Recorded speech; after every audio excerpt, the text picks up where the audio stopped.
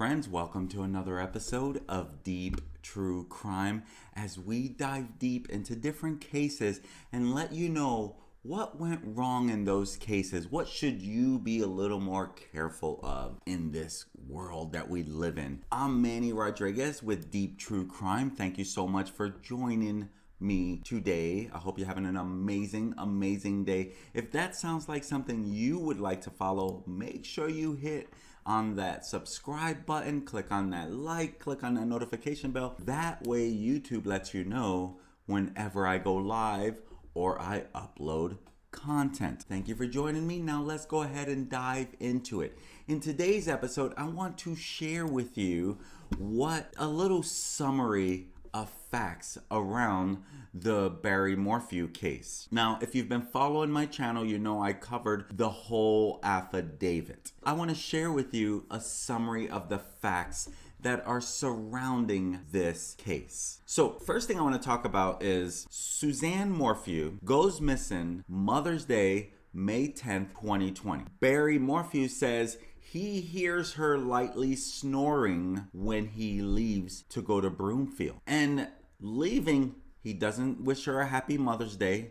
He doesn't say goodbye. He doesn't kiss her goodbye. He hears her lightly snoring and leaves. To me, that's shady around this as well. Like, it's Mother's Day, the mother of your two children. You're not gonna wish her a happy Mother's Day as you're leaving town and you're gonna be gone for a little while? To me, that's fishy. What other facts surround this case? Suzanne allegedly was taken from a bike ride and no one saw her on this bike ride.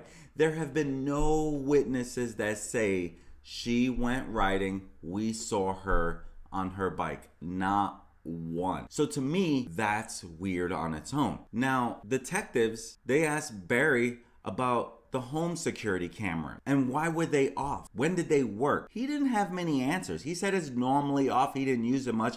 He would turn it on here and there to see who may be approaching or to see if there's any animals he can go and shoot. But at the same time, with the home security cameras being disabled, we're not sure if Suzanne didn't disable them herself because of Barry spying on her and her friend. Barry has a history of spying on them, which has been alleged throughout the affidavit. And so with that being said, who's to say that Suzanne didn't disable them herself to keep him from spying on her? We do know that the girls were away camping. Both Mallory and Macy were gone as of, I want to say May 5th, May 6th. They left to go camping and they were expected to return on Mother's Day to be with their mother. So we do know that for a fact. We also know that Suzanne told Barry in her text message she was done with the marriage and wanted to figure things out civilly.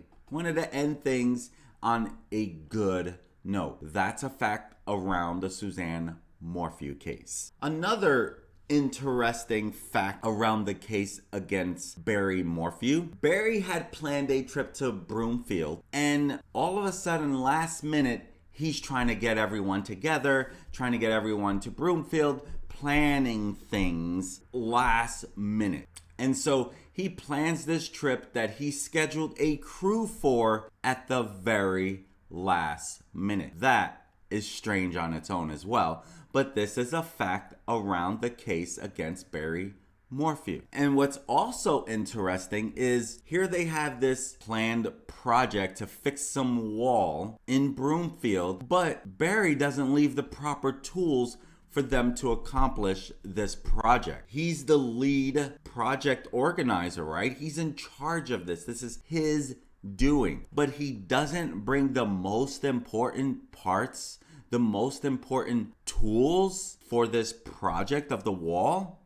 That's strange on its own. What's also strange around this is that the bricks, gravel, and packing material for the job never showed up. So it was either never ordered or it was scheduled for a different day. But all of this stuff that's needed for the project never arrives to the project site. That is weird on its own. What's also interesting is Barry drives like 3.5 hours, barely spends 15 minutes over there, and then heads back. And so basically, he went on a 6-hour round trip and does no work basically on this wall. So that is a strange fact as well. Another strange thing around this is, why did his hotel room smell of chlorine? Very strong scent of chlorine. Now my guess is the defense is going to say that underneath his room there was a swimming pool. I'm guessing they will be able to back that up if this room smelled like chlorine, because according to workers, it definitely looked like some cleaning was done in that room with chlorine. And I was mentioning that he leaves in a hurry early in the morning to get to Broomfield to set up for a job. But he had time to take a shower. He makes 5 trash runs. He changes his shirt 2 different times. And he even takes a little rest in his hotel room. Why'd he leave so early if he had a lot to do over there in preparation? So that kind of doesn't add up there either. Now, he was originally scheduled to leave about 5:30 p.m.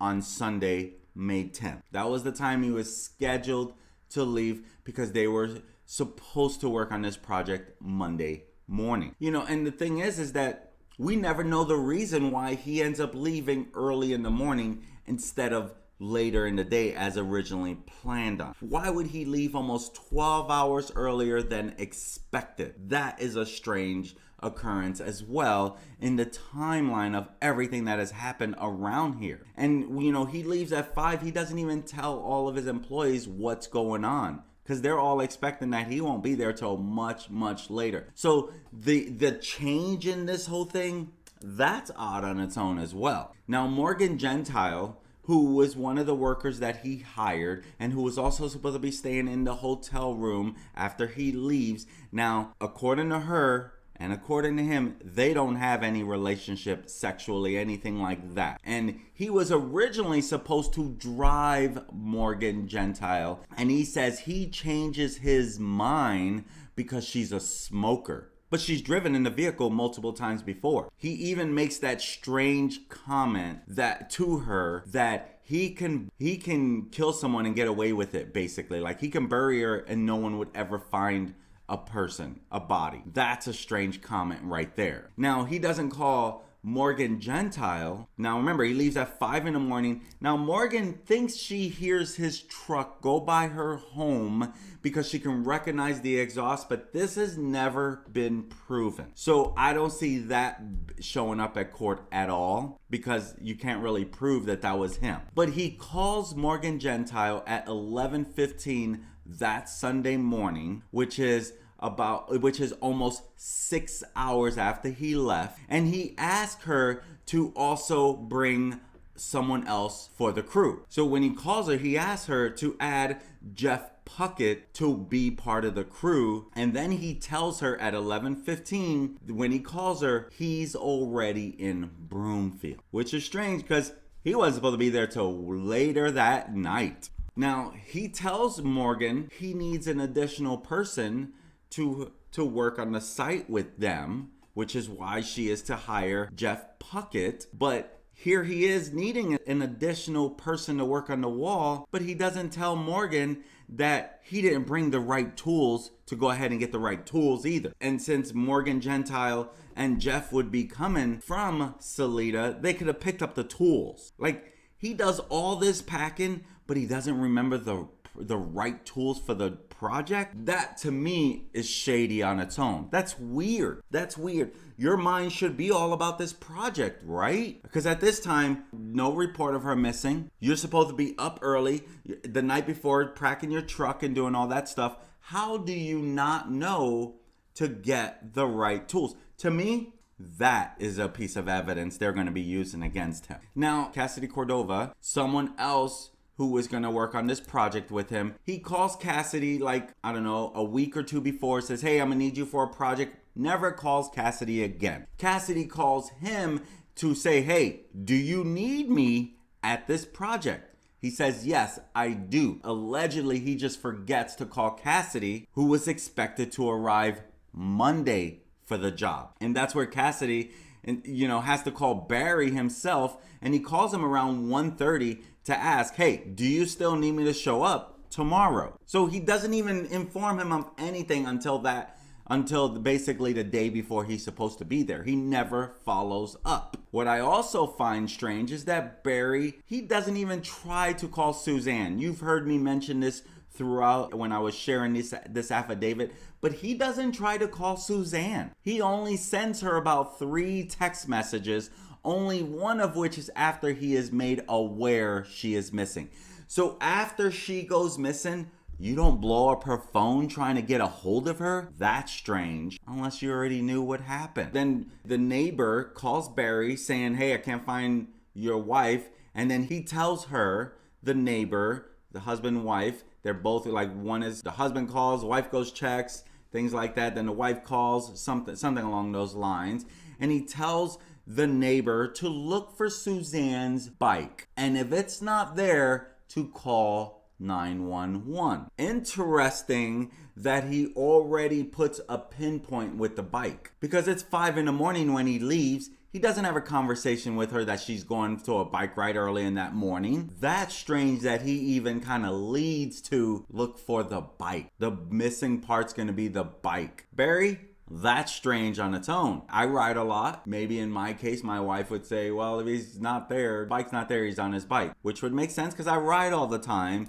But the way the bike ends up being located and it looks like someone planted that don't look good for Barry either. Barry is claiming that Suzanne was gonna go on a morning bike ride, but yet through conversations with Jeff Libler, through conversations with the daughter, I think it's Macy's boyfriend that it was. I was thinking Mallory at first, so if you've been following this, I kind of got those two mixed up there. He looks like he's actually Macy's boyfriend, the younger sister. He too says, she doesn't go for rides early in the morning. She normally goes in the afternoon. She doesn't normally leave from home. She packs her bike and goes riding. And so you had also that does not add up with what Barry is alleging, right? And that's what I mean, that she always took her car whenever she was going to take her bike. She would load her bike in the vehicle in her Range Rover. So she was not known to just ride around the neighborhood just like they found her bike around the neighborhood. So that was out of the ordinary for her. And you look at her Instagram photos, they're always showing her on the bike rides, and she would basically tag the location that she was at in her Instagram photos. And they always showed her wearing her backpack, her helmet. Yeah, and when I say backpack, I mean her Camelback, which was like a water pack. On this particular bike ride, none of that was taken with her. That is strange as well. She always does this. She didn't even take her sunglasses that morning. And then you think about it, her car, her sunglasses, her camel backpack, they were all found in the garage of her home.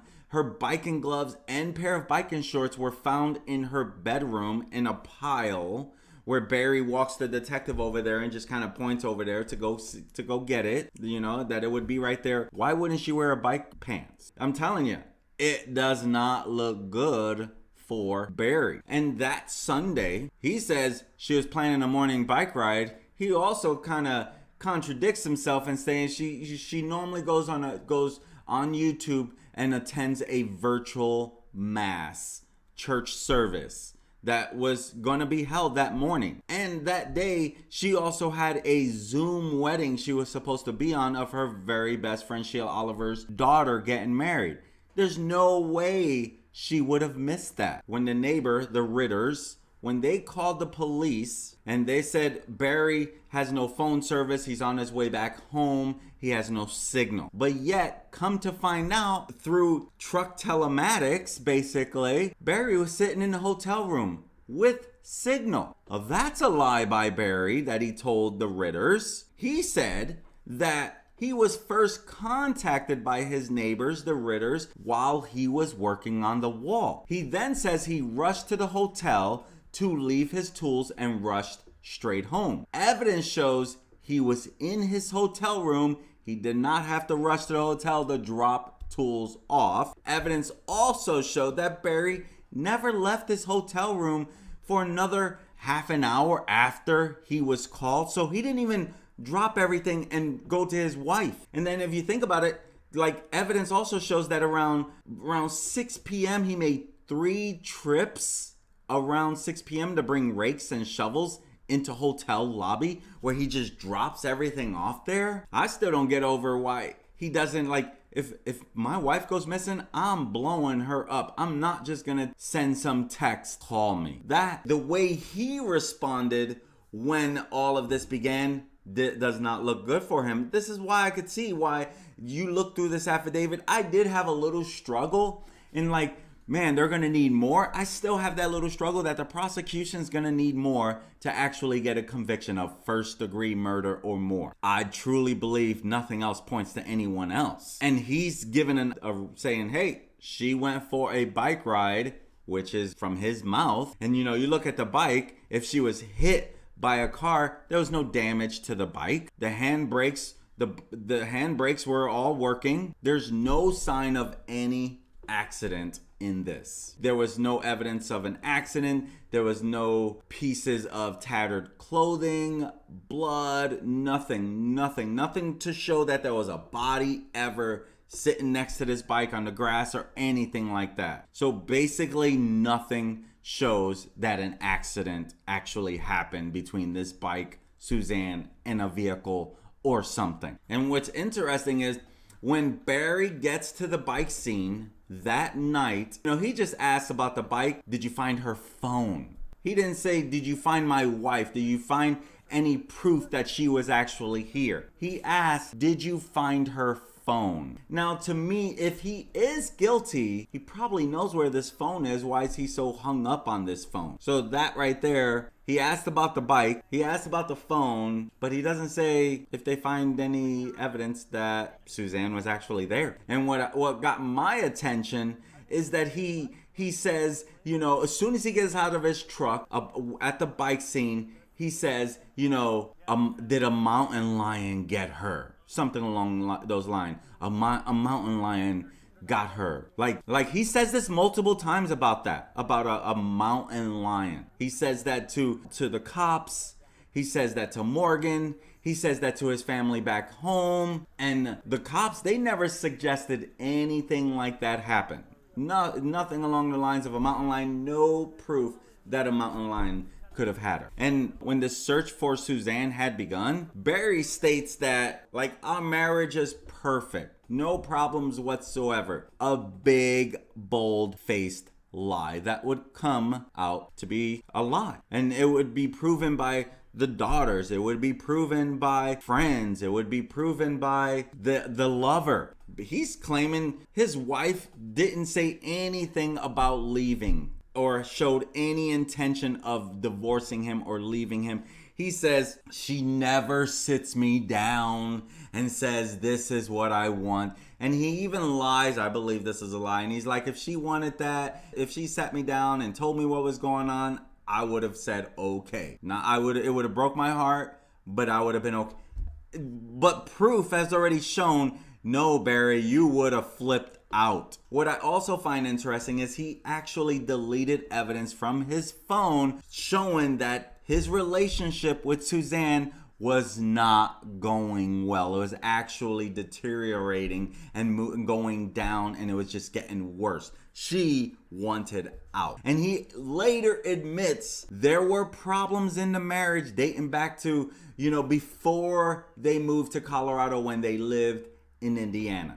And he specifies an incident when Suzanne showed up at one of his job sites in a rage thinking he was having sex with one of his clients. He brings that up as well. He does admit to the one incident where he struck her in the nose. And he claims to have clipped her on reflex in the nose. And he says that this was the only time in their relationship where he ever did anything like that. And Barry, he admits to taking Suzanne's phone at least 2 separate occasions. Once in Mexico where he snatches her phone out of her hand and then he chases her around the resort, and another time at home while one of the daughters was home, which come to find out it was Macy, and she witnessed the argument. Barry says to Macy, "Come down here. I want you to hear this." Something along those lines. Your mom thinks blah, blah, blah, blah, blah.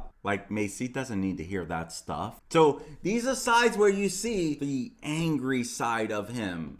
Another thing that might hold up in court, maybe she was under stress when she said the wrong timeline. But, here the investigators they're trying to establish a last known proof of life of Suzanne. And Mallory, the oldest daughter, I don't know that she intentionally lied. The way the daughters have been very supportive about the dad can easily make someone think that maybe they're siding with the dad. But right now it looks like they believe the dad is innocent of any wrongdoing with their mom. But when they were trying to establish who knows the last proof of life, Mallory had told the investigators that she last spoke with her mother Saturday evening, which would mean that she was alive Saturday evening, except when they pulled the search warrants for the phone records, it says that her statement was actually not true.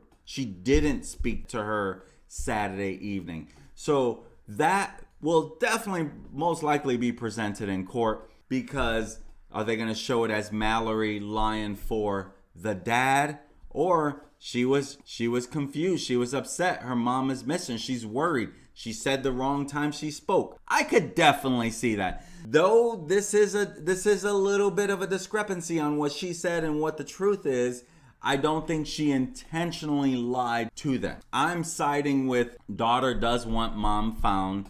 Daughter doesn't believe dad has anything to do with it. So I'm siding with that partiality. And even Barry and Mallory claimed the marriage between Suzanne and Barry was very loving. The problem there is Macy says different. You got Macy, you got Miles, Sheila, Melinda, and Holly all state there were problems in the marriage and there were talks of separation and divorce. Macy, you see text messages where Suzanne is talking to Sheila and where Macy even tells mom, "You should get out of it. You're not happy." And Macy describes her parents' marriage as unsafe and admits that she thought it was best if her parents would separate. So she actually admitted this, as well as the text proof you see between Suzanne and Sheila. Now, Suzanne, she was suspicious that Barry was recording her in the home. And Barry tells agents, "She thought I had cameras in the deer eyes in my mounts." We read that through the affidavit. This was in reference to, Agent Grusing was asking Barry about a line item in Suzanne's list of grievances. She had this list of grievances on her iPhone, and she had this note, "Knew I was looking at phone in bonus." Not too sure what that means in bonus. There's something behind that. But what did she mean when she wrote in her phone, "Knew I was looking at phone in bonus"? Now, DNA evidence that they recovered and analyzed, it showed that the bike helmet was a combination of Barry and Suzanne. The cap sheath, which has to do with the tranquilizer that they found a cap sheath, and the DNA showed either Suzanne or Macy. They found a dart needle. The DNA showed that Barry is the major profile, with a mixture of Macy or Mallory from the body of the dart. The bike seat, there was a mixture of 4 people, Suzanne being the primary. Now, Barry was one of them. One of the officers, Caricato, who was one of the officers that found the bike, you should have used gloves, and an unknown male, likely the repair guy who works on her bike. The bike grips, it showed a mixture of Suzanne and Sergeant Molyneux. Those were the primary DNAs that they found on the bike grips. Now, the bike brakes, there was a mixture of 4 people on there. Suzanne, Deputy Brown, Deputy Himshoot, and an unknown 4th guy, most likely the repair guy. That would make sense. Barry claimed he left for his trip around 5 in the morning. He claims he set his alarm at 4:30 a.m. to wake up. Now, the activity from Barry's electronic data show him on the road around the 3 a.m. hour, despite him claiming to be asleep in bed. That does not help his case either. His cell phone was unlocked around 3:26 a.m., which means he would have to be awake. His truck doors showed a lot of activity opening and closing around the same time. In analyzing Barry's cell phone, it shows him traveling in the direction of the stage bike scene. And around 4:32 in the morning, Barry's phone enters airplane mode again. His truck travels in the opposite direction of Broomfield, where I shared with you, where he makes a left on Highway 50. This is also the same direction her helmet was found. And in the interviews, he does not mention this direction of travel to investigators until he's confronted with the evidence from his truck GPS. Sometime around 4 to 5 a.m. in the morning, Morgan Gentile claims to have heard Barry's distinctive exhaust from his truck in front of her home. Again, this has never been proven, but that is a fact surrounding this case. She believes she heard his truck. She's very sure of that. But again, there's no proof of that. Now, during the initial search of the home, Suzanne's biking gloves were found in the home, along with a pair of padded biking shorts on the floor of the closet, as I mentioned earlier.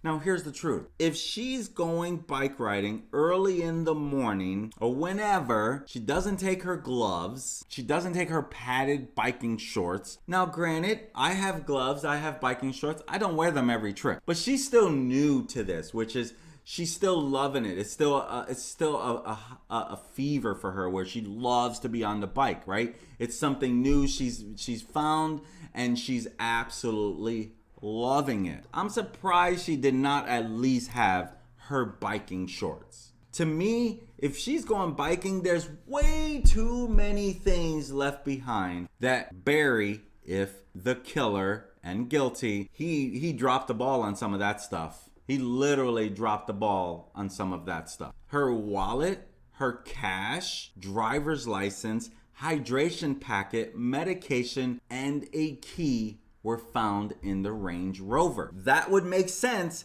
if you're going to pack your bike or you're going to go somewhere. You would leave all that stuff in there anyway, right? More proof that if she was planning a bike ride for Sunday morning, she would have loaded her bike and went somewhere. That's what she's done the whole time. So this does not add up either. Now, something else that I find interesting is that this Bobcat skid steer, it was parked in the driveway next to the flatbed trailer. Now, 3 K9s separately and independently of each other alerted to the scent of human remains. That by itself, if 3 different K9s are going to hit on a scent of human remains, there has to be something there. 3 different dogs, why else would they 3 different dogs, 3 independently doing this on their own, alerts to a scent of human remains?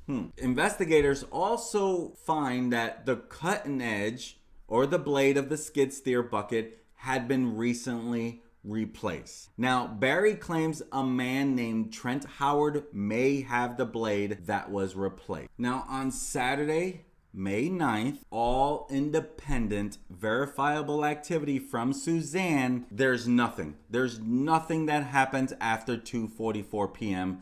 which is the exact time Barry arrives home. Because Barry arrives home on Saturday, May 9th, around the exact same time, he then exits his vehicle without shutting the door, presumably so Suzanne wouldn't hear him, then walks around the side of the house. Now, at 2:47 p.m., his phone is switched into airplane mode until 10:14 that night. During this time, Barry said he was shooting chipmunks, Suzanne is sunbathing, and that he and Suzanne were having a romantic evening together, grilling steaks, eating on a single plate, Suzanne doing laundry, having sex, and going to bed early. Barry has a lot of activity on the telematics of his truck. There are roughly 8 to 9 times his doors are opened and closed. And considering that he didn't remember to take his tools for the actual job, we know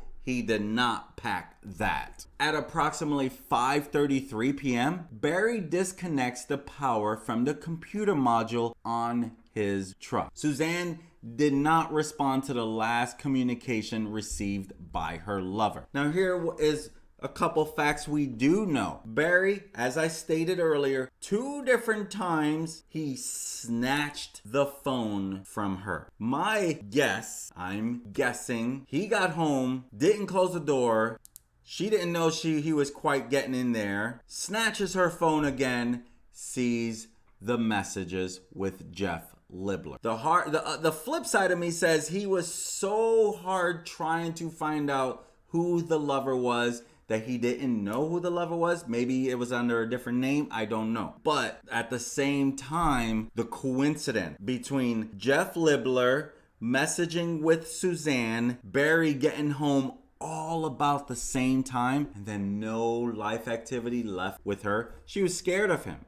She made numerous comments to Sheila Oliver she was scared to be alone with him. At approximately 5:33 p.m., Barry disconnects the power from the computer module on his truck. Why is he tampering with stuff on his truck? Again, Barry, you don't look good in this thing. My friends, we're gonna stop right there. There's a lot more to share with you. I'll share it in the next Suzanne Morphew, the case against Barry Morphew video. I'm Manny Rodriguez. Thank you for joining me today. I hope you have an amazing day. Peace.